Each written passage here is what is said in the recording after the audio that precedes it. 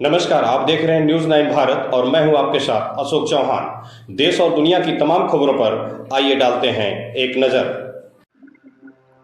आजमगढ़ में सुहेल देव भारतीय समाज पार्टी सुभाषपा के अध्यक्ष और कैबिनेट मंत्री ओम प्रकाश राजभर ने शुक्रवार की शाम को अतरौलिया स्थित निरीक्षण भवन में पार्टी कार्यकर्ताओं के साथ बैठक के उपरांत पत्रकारों से बातचीत करते हुए उन्होंने समाजवादी पार्टी सपा पर जमकर हमला बोला और सूबे की कानून व्यवस्था सहित कई राजनीतिक मुद्दों पर अपनी बात रखी।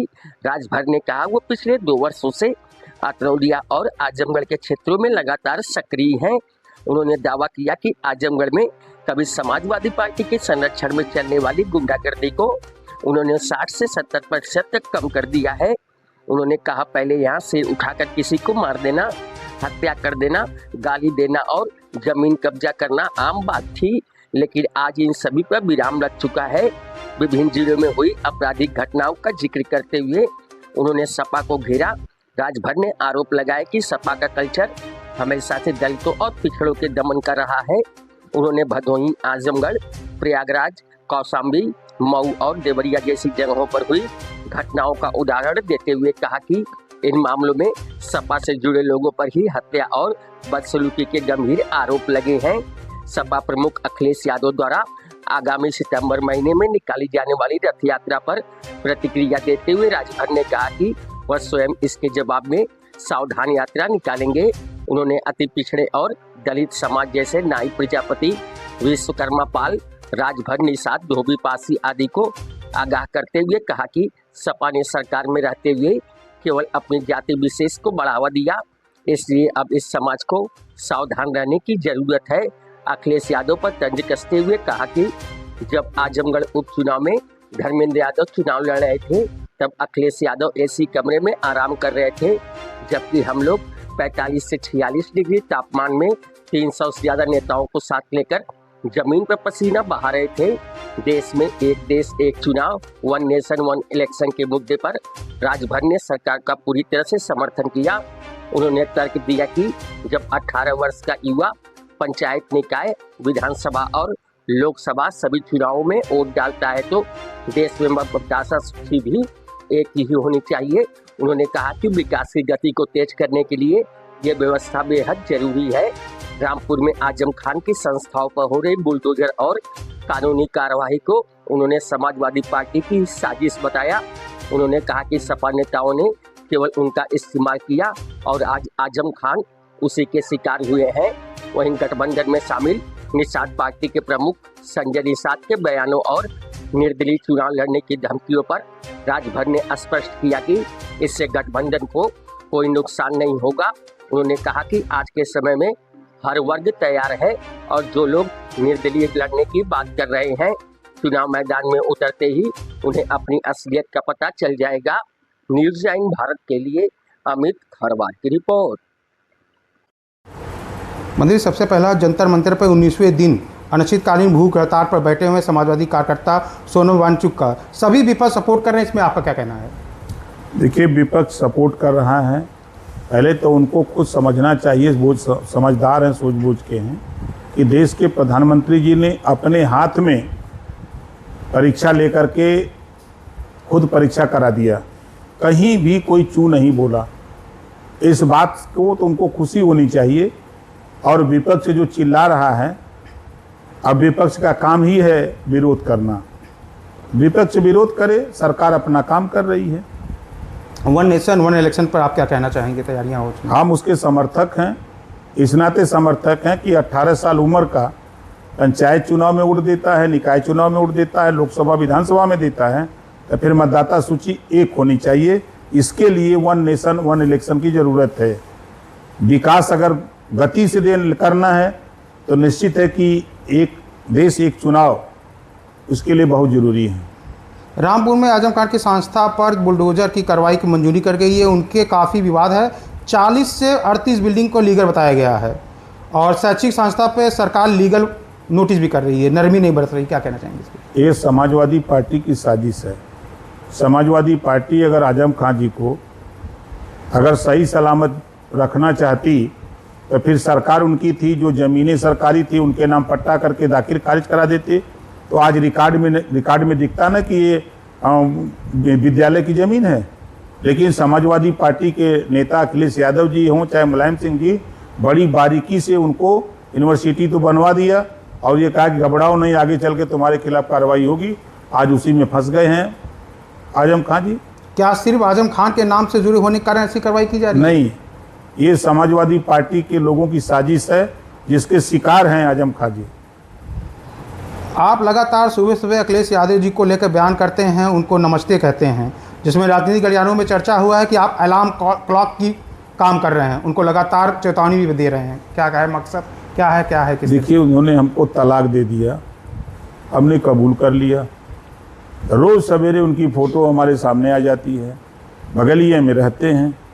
तो फिर जब देखा जाता है तो फिर हम लोग गुस्सा आ जाता है, तो फिर हम बैठ के 20 मिनट अपना फिर लिख लेते हैं और लिख के फिर ट्वीट कर देते हैं। तो पगलाए हुए हैं लोग। 2 साल से गरिया रहे थे हमको ना, पैसा दे के, गाड़ी दे के, सारी व्यवस्था दे के गरिया रहे थे। हम नहीं बोल रहे थे। अनपढ़ जाहिल गंवार को राष्ट्रीय ध्वज बनाकर उससे गाली दिलवा रहे हैं। तो जब पिरा था, अब कहीं पिरा था? बहुत बुरा लगत हुई ना। जो किए हो हम सही बात बोलते हैं, झूठ नहीं बोलते हैं।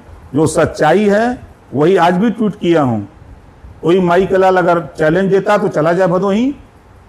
सरकार बनते ही दलित बस्ती को फूंक दिया, बहन बेटियां हाथ जोड़ती रहीं, गिड़गिड़ाती रहीं, लेकिन उनके साथ बदतमीजी किया कि तुम लोगों ने वोट हमको क्यों नहीं दिया। ये समाजवादी पार्टी का कल्चर है।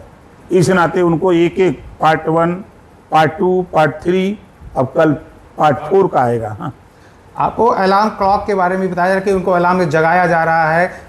कहीं आप फिर अखिलेश यादव जी के साथ तो नहीं है कि उनको क्यों जगा रहे हैं, कि कह रहे हैं एसी में बैठे हैं, बाहर निकलिए, इस तरीके की बातें हो रही है। इस नाते कि यही आजमगढ़ है। भाई इलेक्शन हो रहा था, धर्मेंद्र यादव चुनाव लड़ रहे थे और वो एसी में बैठ के मजा ले रहे थे। और हम लोग 45-46 डिग्री टेम्परेचर में 300 टॉप नेताओं को लेके हम इसी आजमगढ़ में प्रचार कर रहे थे धर्मेंद्र का।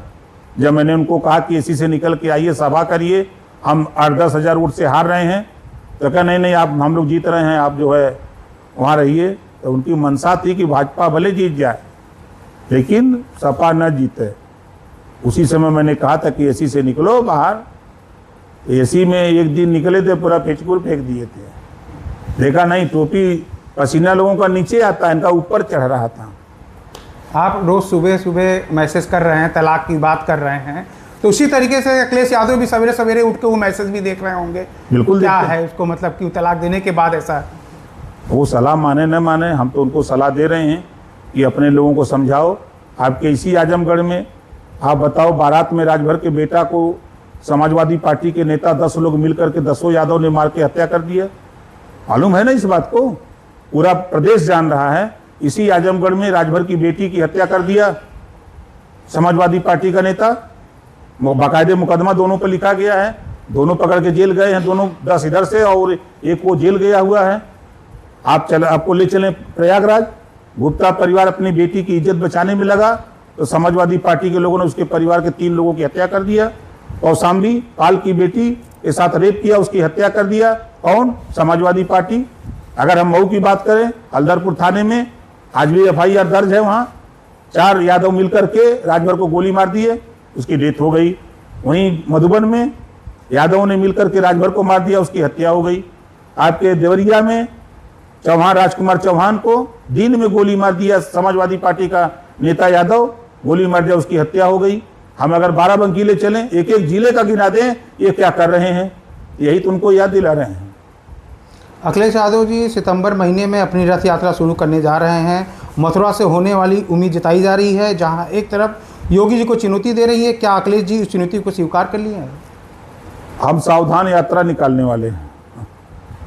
हम सावधान यात्रा निकालने वाले हैं कि पिछड़े समाज के लोगों, दलित समाज के लोगों, आप सावधान हो जाओ इनके यात्रा से। ये वही लोग हैं सरकार में अपनी जाति को बढ़ाने का काम किया, ना कभी नाई को, ना कभी प्रजापति को, ना विश्वकर्मा को, ना पाल को, ना राजभर को, ना निषाद बिंद केवट मल्ला को, ना तो जुल्हा दुनिया अंसारी साईं दर्जी फकीर को, ना धोबी धरिकार पासी खटी खेला कुजड़ा को, कभी इन लोगों ने आगे बढ़ाने का काम नहीं किया। इनसे सावधान रहिए।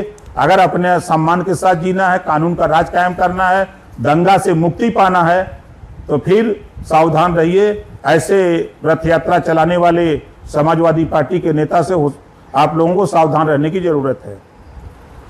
निषाद पार्टी के संजय निषाद जी ने कहा कि बीजेपी ने दरवाज़ा बंद कर लिया है, ढूंढना पड़ेगा ठिकाना। ऐसा कुछ नहीं, वो बोलते हैं चर्चा में आने के लिए। उन्होंने ये भी बोला है कि बड़े भाई अपने बेटे की बलि चढ़ा रहे हैं अतरौलिया विधानसभा से। नहीं, अभी सच्चाई पता नहीं है। आज हम लोगों ने 2 साल से अतरौलिया में हैं, आप देख रहे हैं। समाजवादी पार्टी की जो गुंडई यहाँ थी आजमगढ़ में, 60 से 70% कम कर दिया है। आज जो सर उठाकर किसी को मार देना, किसी की हत्या कर देना, किसी को गाली दे देना, किसी की जमीन कब्जा कर लेना, आज उस पर विराम लगा दिया ओम प्रकाश राजभर। ऐसे नहीं यहाँ हूँ, 2 साल से हूँ। अब आप देखते जाइए खेल ना। अभी कल निषाद पार्टी के राष्ट्रीय अध्यक्ष यहाँ पे पदयात्रा निकाले हैं। उन्होंने वहाँ पे ये भी कहा है कि अगर हमको सीट नहीं मिलती है तो जो यहाँ के प्रत्याशी हैं वो निर्दलीय भी लड़ने के लिए। तो कितना नुकसान होगा, क्या है? कोई नुकसान नहीं। देखिए, आज के तारीख में जो स्थिति पैदा है, हर वर्ग तैयार है। लड़के आदमी देख ले अपनी औकात, निर्दल, पता लग जाएगा कि हम इस दलदल में फंस गए। कोई गाड़ी पर बैठने वाला नहीं मिलेगा। ये स्थिति होती है, हम लोग लड़के देख चुके हैं ना। संजय निषाद जी ये भी दावा कर रहे हैं कि अमित शाह ने कहा है जो जिसका गठबंधन में जहाँ सीट है वो वहीं से लेगा। अतरौलिया विधानसभा क्या कहीं कुछ नहीं कहा है।